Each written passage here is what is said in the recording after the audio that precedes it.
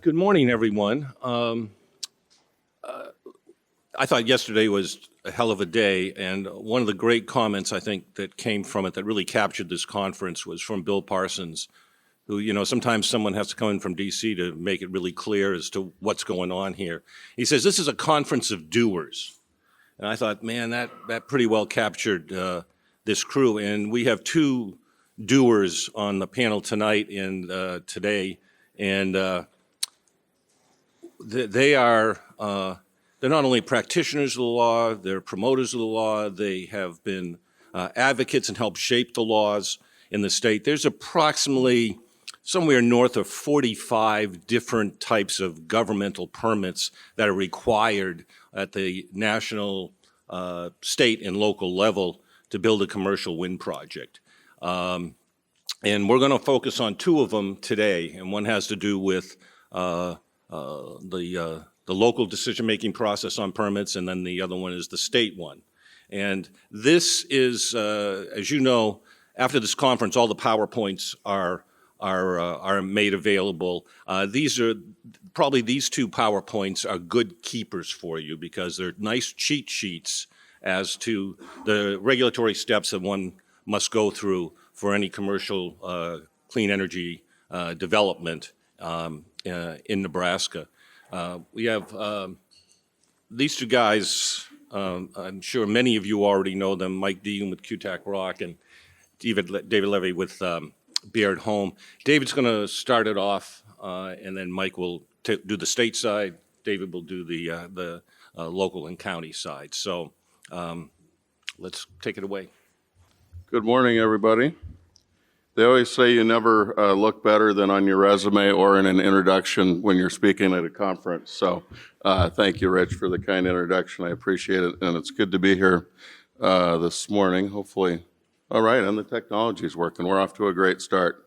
So I am going to talk about the local regulatory framework associated with utility scale wind and solar projects. We've got a fairly short panel here, so I'm going to go through this pretty quickly. Let Mike do his thing as well, and we're going to do our best to save time for questions at the end. I always want this to be a conversation and not us talking at you. Your questions are what you really want to hear and what you're curious about, so we want to make sure and have time for that. In Nebraska, local regulation of utility scale wind and solar projects occurs primarily at the county government level and pursuant to county zoning regulations. With solar, there is some involvement of cities and city zoning ordinance as well, but primarily it's a matter of county zoning regulations. And we could spend all day talking about different county zoning regulations and pros and cons, and I'm happy to talk to any of you about any of those things offline. Interestingly, approximately 10 of Nebraska's 93 counties do not have zoning. So what do you do when a county does not have zoning? And again, this is all fairly brief and high level, but a couple of the things I'm going to talk about that you have in counties with zoning are a road use agreement and a decommissioning agreement. Especially with a wind project, even if the county doesn't have zoning, you're going to need a road use agreement. And that's something where you're going to go to the county board. The county board will approve that agreement, ideally. Not in the sense that they're approving a permit, but that they're authorizing typically the chairperson of that board to execute that agreement on the county's behalf and bind the county to whatever its obligations are under that road use agreement. Same thing with the decommissioning agreement, and that applies, I think, really equally for wind and solar. And then in one instance, we actually have, and also especially with wind, but also with solar, manufacturers will have setback recommendations. And in many cases, the developer company will have their own internal setbacks. But then we also have one case where the client is voluntarily negotiating a development agreement with the county. This is for a wind project in a county that doesn't have zoning. The neighboring county has an operating wind farm and zoning. And so that development agreement incorporates the road use agreement, the decommissioning agreement, and incorporates a number of the regulations from that neighboring county. I'm sure many of you out there who are developers are saying, this guy's nuts. He wants us to submit voluntarily to more regulation. And there are pros and cons to that, but I think the certainty that that brings and the understanding and the working together with the county is really valuable in that. Again, that's the first one of those that we've worked on. We've worked on a number of wind projects in counties without zoning. And I think the development agreement concept is an interesting one and one to think about if you're in one of those counties.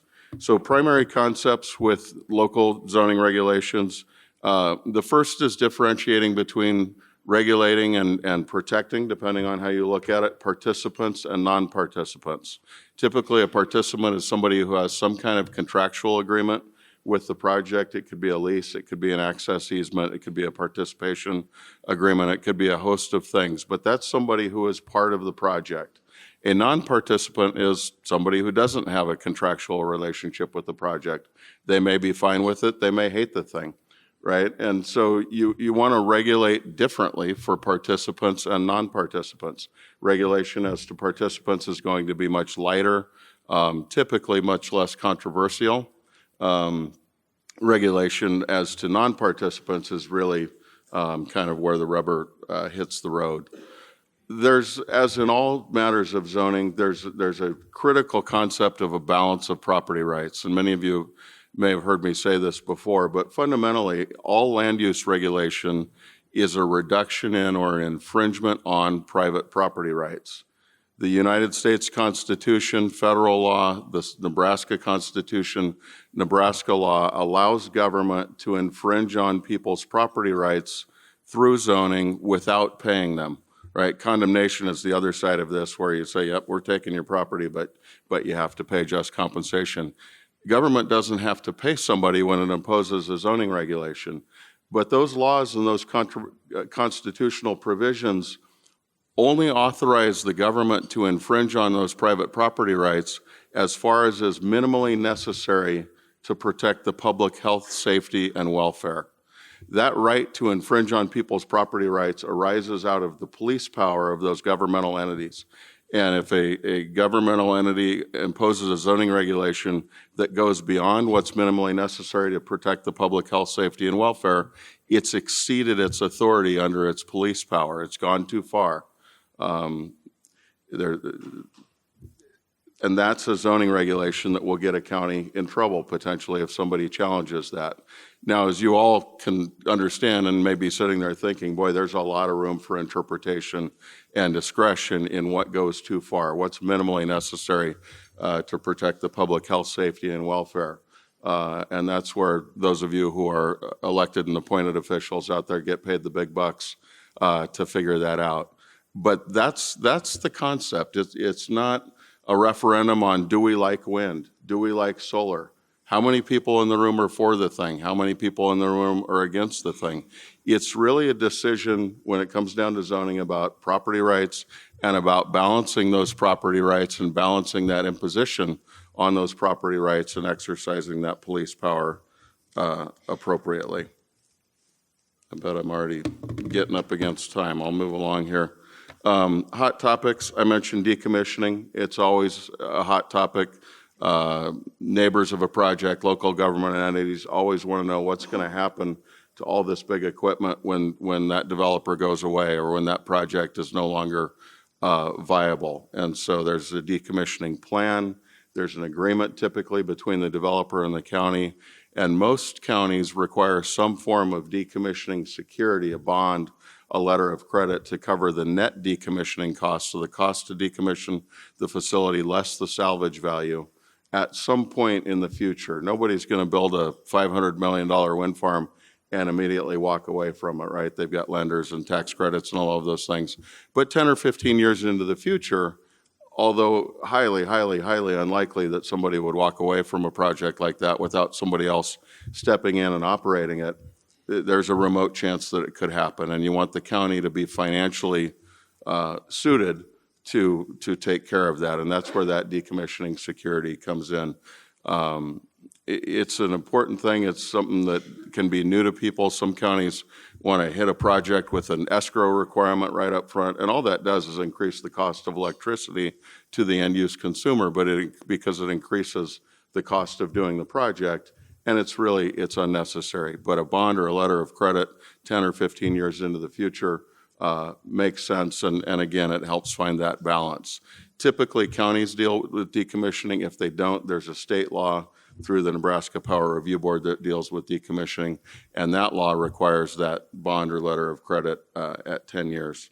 Road use and maintenance agreements, just quickly, these projects use county roads, of course. They can be hard on county roads during construction, especially wind projects. Solar is much less impactful on county roads, but the other side of that is that a county ends up with a couple $1 million of free road improvements at the end of that project, because whatever the developer, what a road use agreement essentially says is, hey, developer, these roads have to be in at least as good a shape as they were when you showed up. And it's pretty hard to replace a 30-year-old road with a 30-year-old road, right? So I say that to county boards and they laugh at me because roads are kind of the bane of their existence. But counties really benefit as to the road use or road improvements, and the road use agreement dictates all that.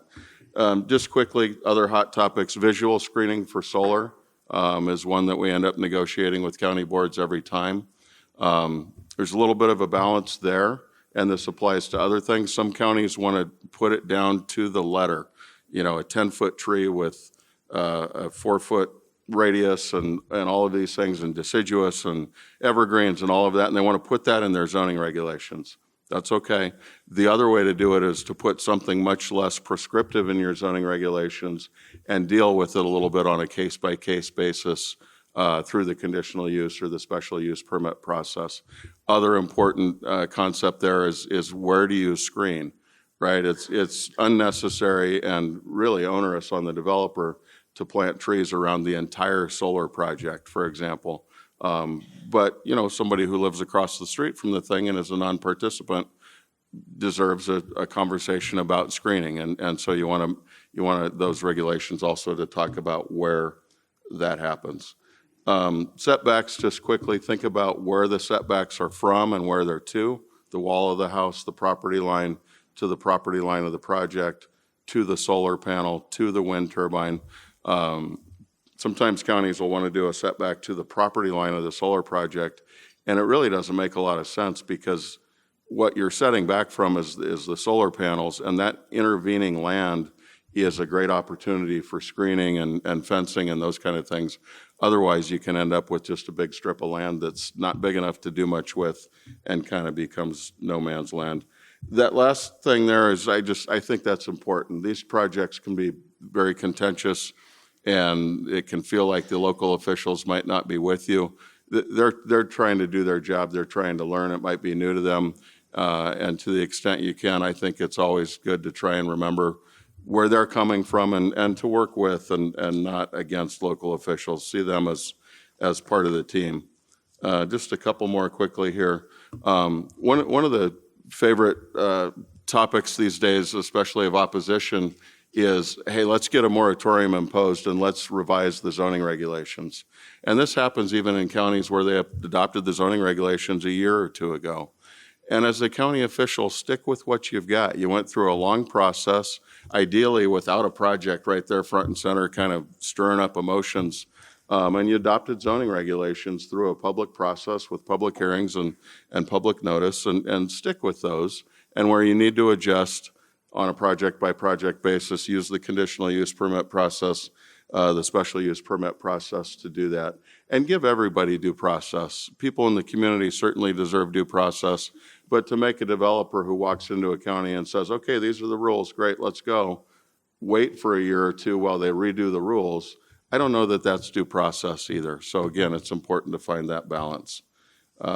Just a couple other things, I won't go into them. And that's it. Mike, I'll give it back to you, and then we'll have some time, hopefully, for questions. Thank you.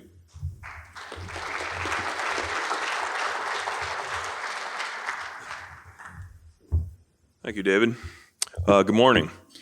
I don't know what the room did to deserve starting off the morning with two lawyers, but the good news is they gave us a very limited amount of time to be able to present, so hopefully this will not be as painful. So David covered the local permitting aspect of this, which is much more varied and dependent on the individual counties and the regulations that they have in place.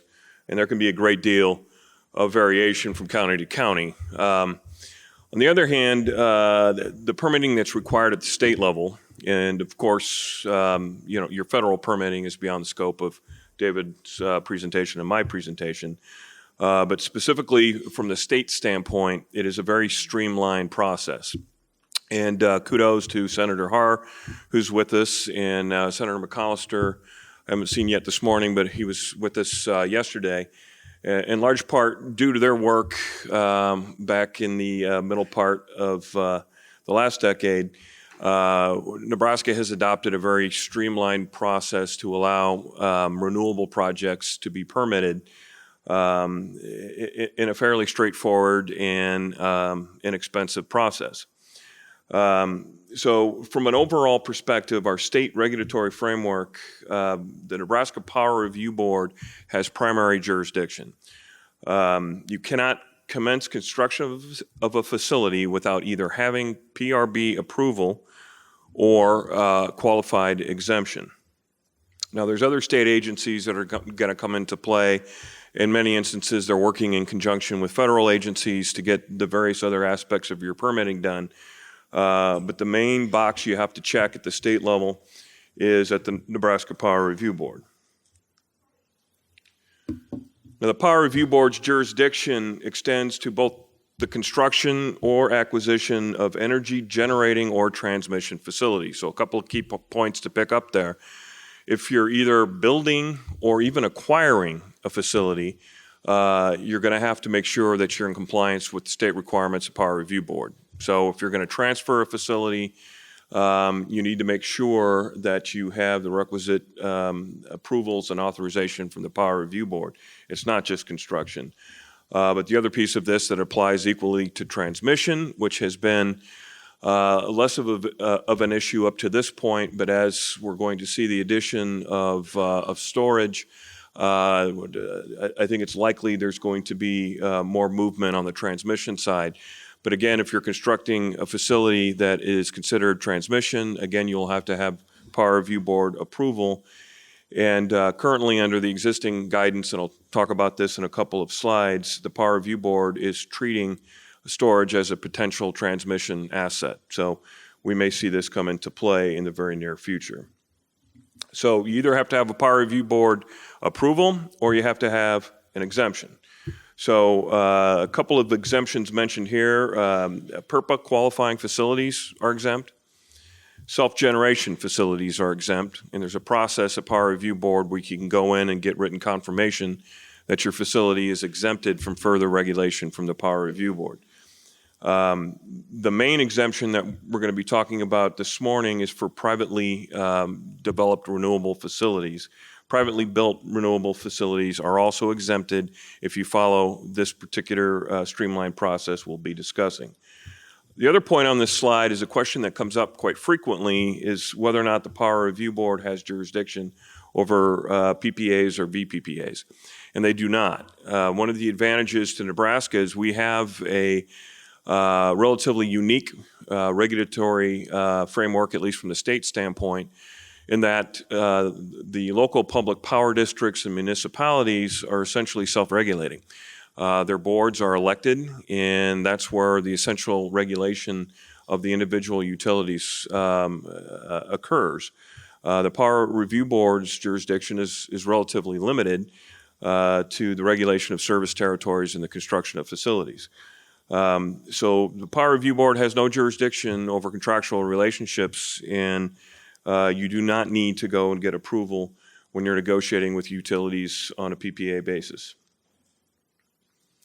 All right, so the main exemption is the privately developed renewable generation facility. It's codified at 70-101402, and this was LB 824 that was enacted in 2016. The advantage of going through the self-certification process is there's no hearing required. It's simply a notice filing.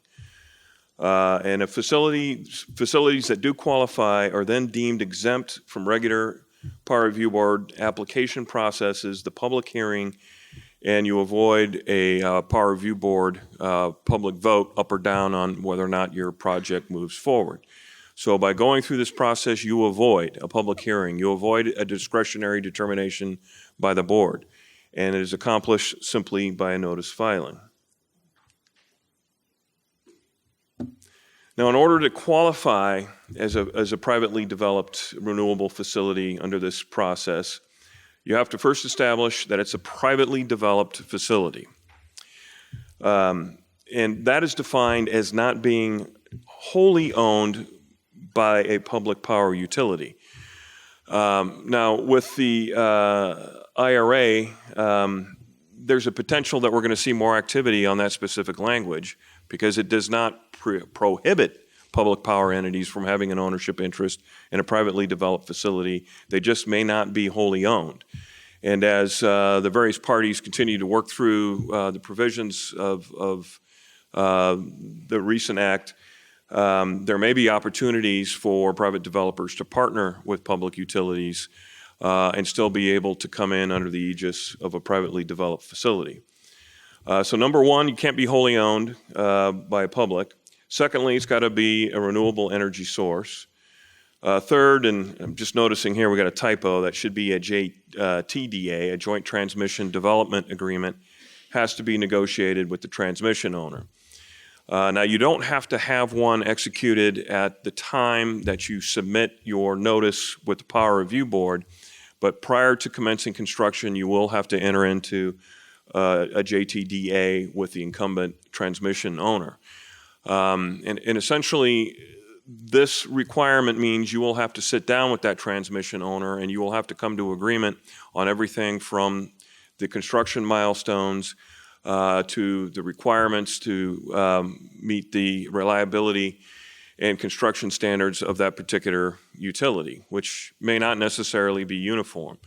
So even though you do not have to have this agreement executed at the time that you submit your notice, it's generally good to begin this process early so that you have an understanding as to what the expectations of that transmission owner will be when you finally have to enter into that agreement. The next point is the Act requires coordination with the Nebraska Game and Parks Commission regarding species and habitat mitigation. So this is in conjunction with what your federal permitting is going to require, but at the state level it requires ongoing cooperation with Game and Parks and ensuring that you're in compliance with your habitat mitigation plan.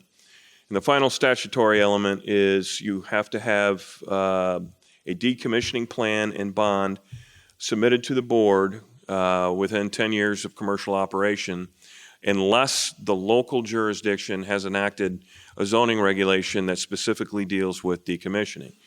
Now, kind of an open issue, but to dovetail what David said, why it's always a good idea to have not just a road use agreement, but to enter into an agreement with the county as far as decommissioning is concerned, is you would rather have an understanding with the county than to have an open item that you're going to have to go back to the Power Review Board and get approval of your decommissioning plan at some point within 10 years after you reach commercial operation.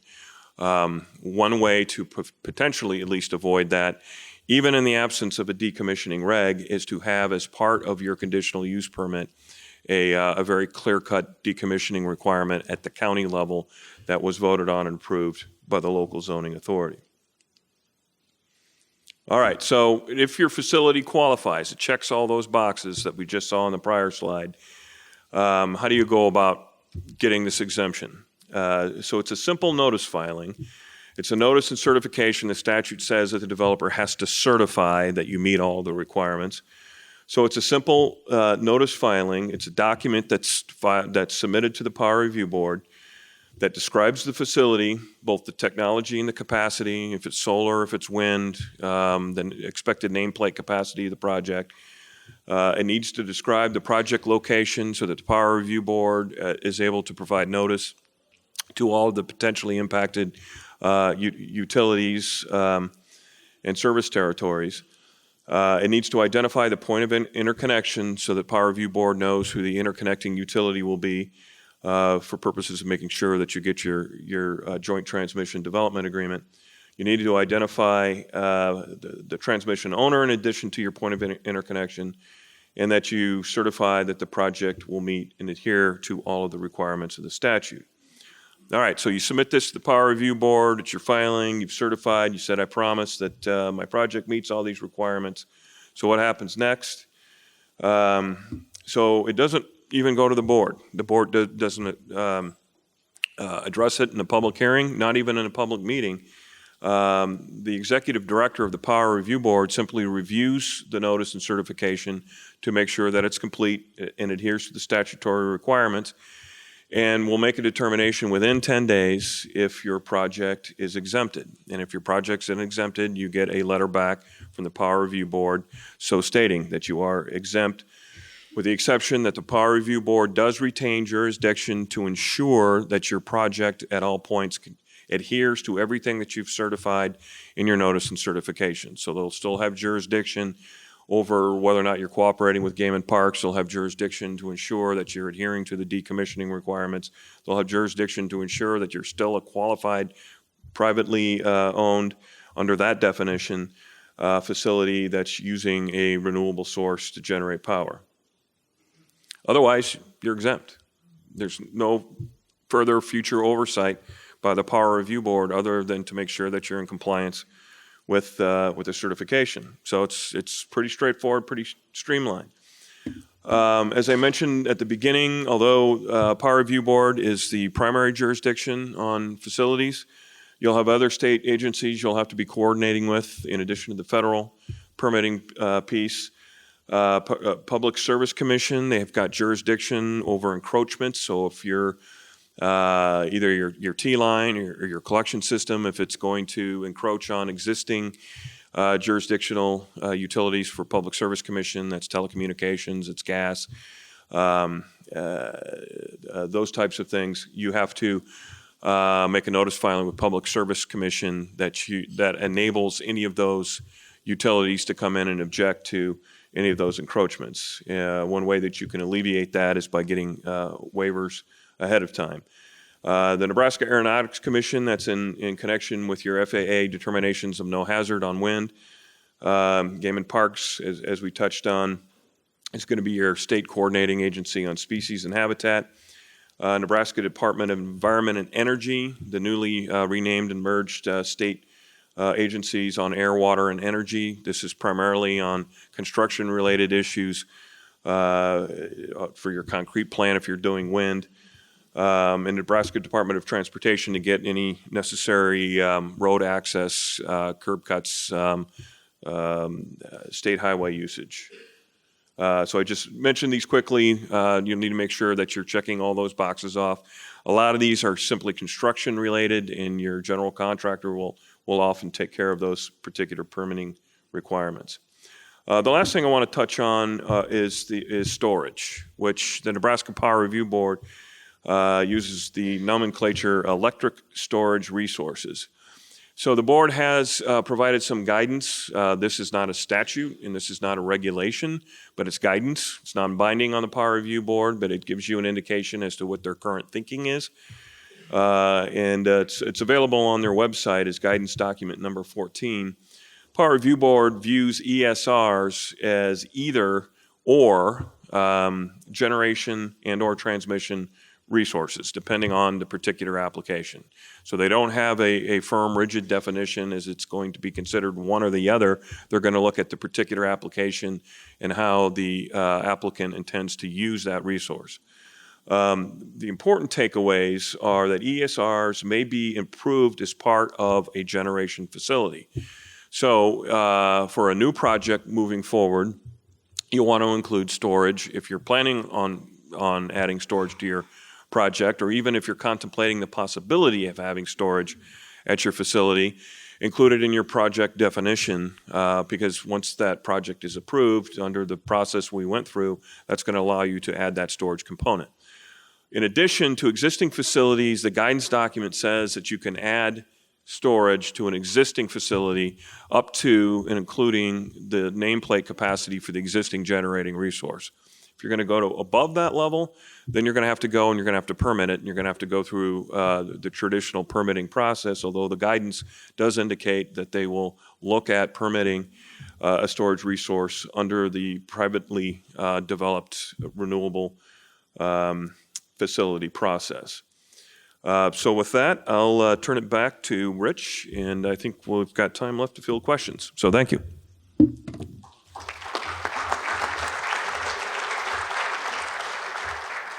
So this basically meets your annual continuing legal education requirement. So please, are there any questions since we got him here? Uh-oh, now you're in trouble. This is the executive director of the Power Review Board, so we should see some sparks here, maybe. Just a clarification, the guidance documents are binding on the Power Review Board. They're amendable, but they are binding once they're put in place. So we have to follow what's in them. And one other commission, it's not required to do this, but it's good if you're building a facility to work with the Nebraska Commission on Indian Affairs, so that you don't run into any issues with a burial ground or something like that that you do not want to hit. So I usually urge people to coordinate with them if they know of any special issues with that area where you might be working in. Just those 2 points. Thank you. Thank you, Tim, for that clarification. You're not going to pick on David?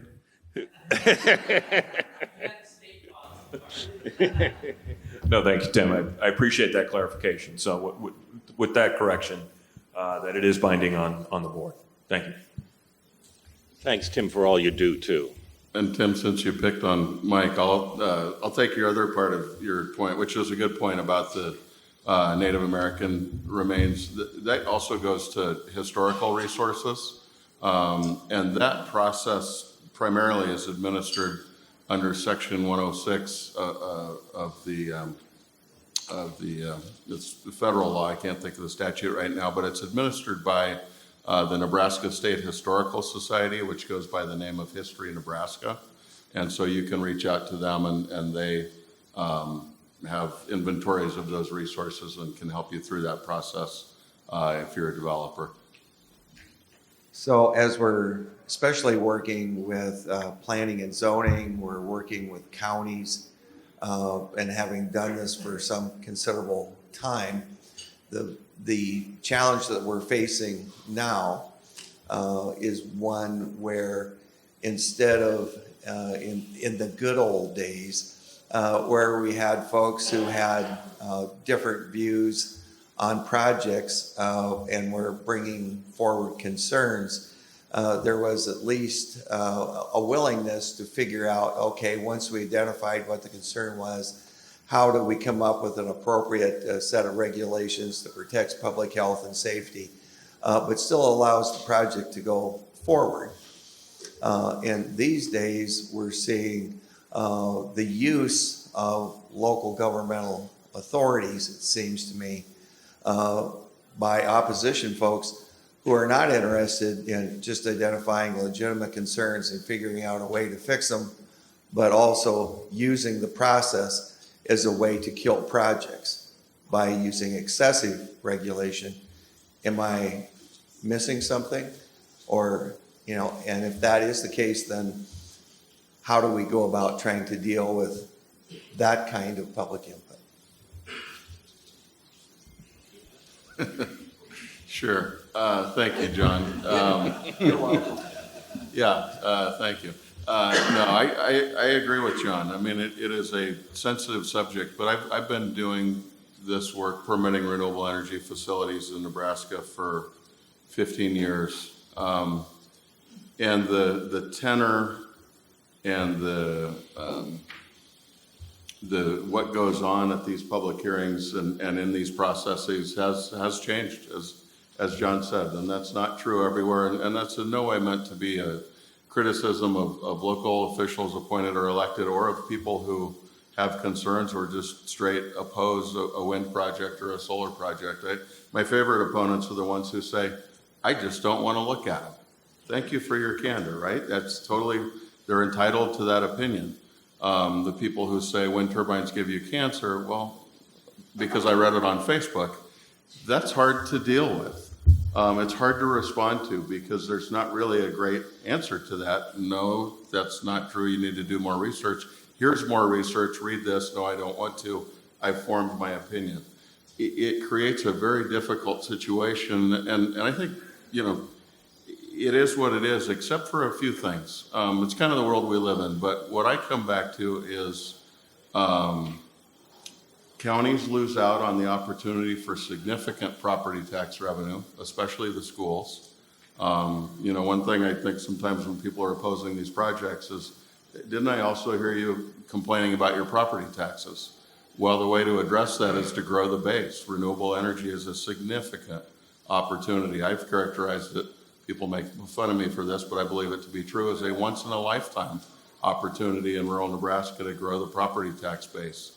And landowners, it takes away an opportunity for landowners to put their land to this use that's a legal use that the Attorney General has said counties must accommodate. It's something landowners want to do. It can provide an opportunity for them to keep that family farm in the family for future generations. All of those kinds of things. And then on a personal note, I have 3 kids who I think are 21, 19, and 16. I'm pretty sure that's right.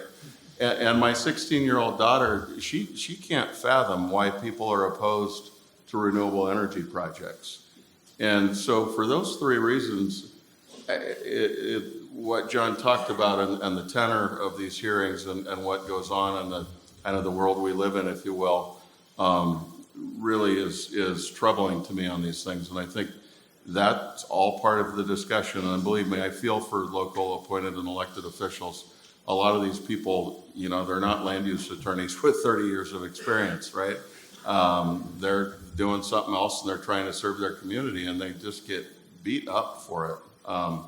And it's a tough situation that we see in many counties, not all, but in many these days. So it's a little bit, it's an interesting topic to talk about in front of 150 people. I could be in trouble here, I suppose, afterwards. But I do thank John for bringing it up because I do think it's something that we need to talk about. We need to think about as an industry, as a community, as Nebraskans, and try and deal with as best we can. Yeah, if I could just dovetail onto that.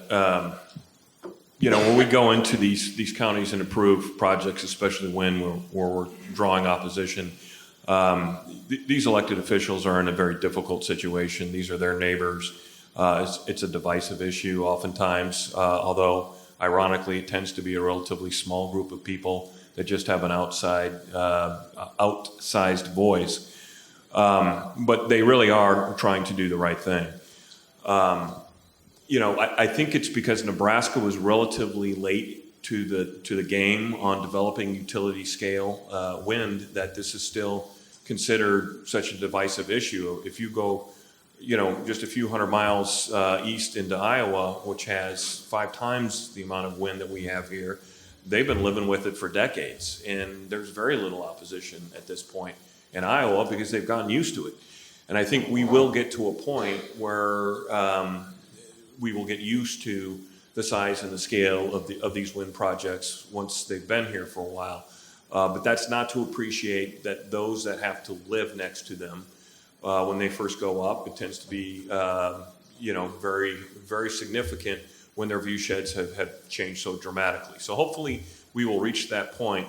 But on the question on overregulation, to those for those that are county commissioners or supervisors sitting in the audience, I have one request, which would be if your county is just decided from a local land use perspective that they do not want wind, which I'm a big fan of local land use and local control, and I know David is as well. If that's your local community's decision, then so be it. I completely respect that. But I would rather see simply saying we're not going to allow it as either a permitted or conditional use, we just don't want it in our county, then unfortunately what we do see, which is a tendency to we're just going to enact regs that are so onerous that nobody's going to come build here.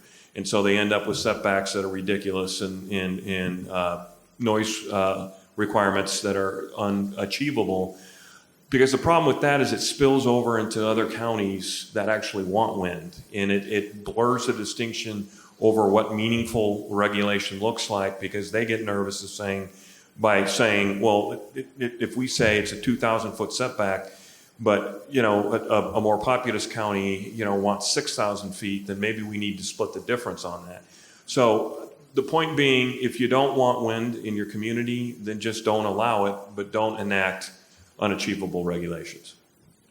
I think that's a great point. One thing I would add quickly to what Mike said, sort of the other side of the coin, if you're an elected or appointed official, use your zoning regulations as your as your shield, right? I mean, again, as I said in my presentation, what this comes down to from a legal standpoint is implementing those adopted regulations that have been adopted through a public process that should be largely based in science and evidence and research. Use those. And I know that's a lot easier said than done. Don't fall for the moratorium trick. Try and stay out of the emotion. Those zoning regulations are that's your job as an appointed or elected official, is to implement those regulations as best as you can. And the further you deviate from those, the less of kind of an anchor that you have. Again, I know it's easier said than done, but to the extent you can, use those to your advantage.